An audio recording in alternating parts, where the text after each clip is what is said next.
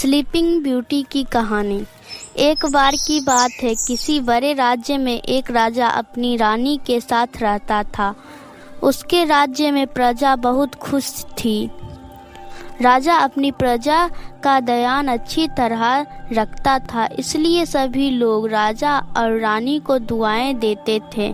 सब कुछ होने के बाद भी उन दोनों को बस एक ही बात का दुख था कि उनकी कोई संतान नहीं थी। रानी सूरज की पूजा करती थी।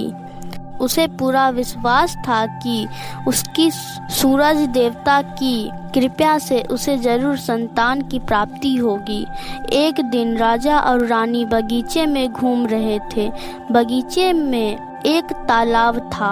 दोनों तालाब के किनारे बैठकर प्रकृति का आनंद ले रहे थे। तभी वहां एक मेंढक आया और उसने कहा कि रानी को बहुत जल्द सूरज देव की कृपा से एक पुत्री की प्राप्ति होगी।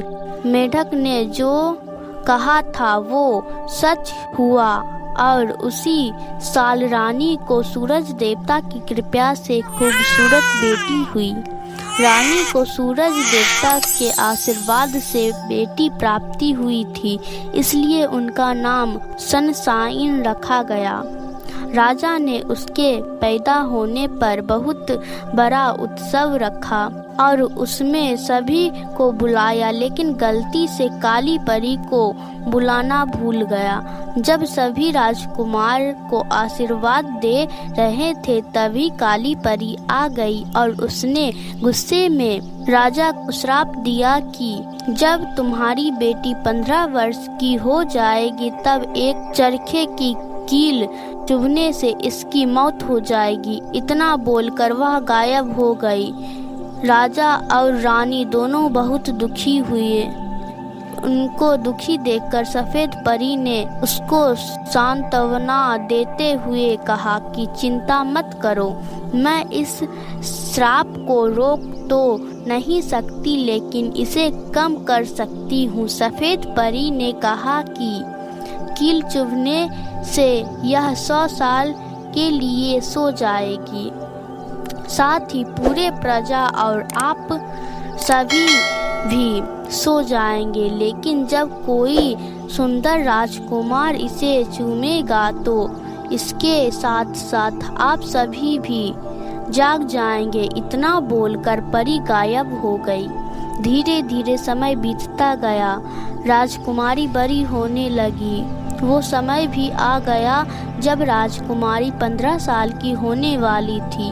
तभी राजा और रानी को किसी काम से राज्य के बाहर जाना पड़ा। वे एक दासी के भरोसे राजकुमारी को छोड़कर चले गए। जिस दिन राजकुमारी का जन्मदिन था और वो खेलते खेलते किसी तहखाने में पहुंच गई, वहाँ पुराना चरखा रखा हुआ था। राजकुमारी ने जैसे ही उसे हाथ लगाया उसमें लगी कील उसे चुभ गई और वो वहीं गिर पड़ी। सेवकों ने उसे बहुत ढूंढा और वो तहखाने में सोती हुई मिली।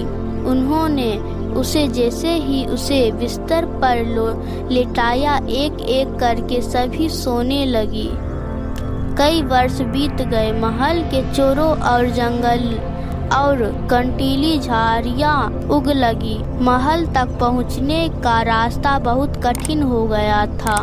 उस महल तक पहुँचने की कई राजकुमारों ने कोशिश की लेकिन कोई भी वापस नहीं आया। काली परी के श्राप के कारण सभी नींद में सो जाते थे। एक दिन उस महल की कहानी सुनकर एक सुंदर राजकुमार उस ओर आया जो कई राज्यों को जीत चुका था। सभी ने उसे वहां जाने से रोका और कहने लगे कि जो भी वहां गया कोई वापस नहीं लौटा। लेकिन राजकुमार ने किसी की भी नहीं सुनी और महल की ओर चला गया। जैसे ही वहां महल के पास पहुंचा, अपने आप ही झाड़ियां दूर हो गई और वह सीधा राजकुमारी के कमरे में चला गया।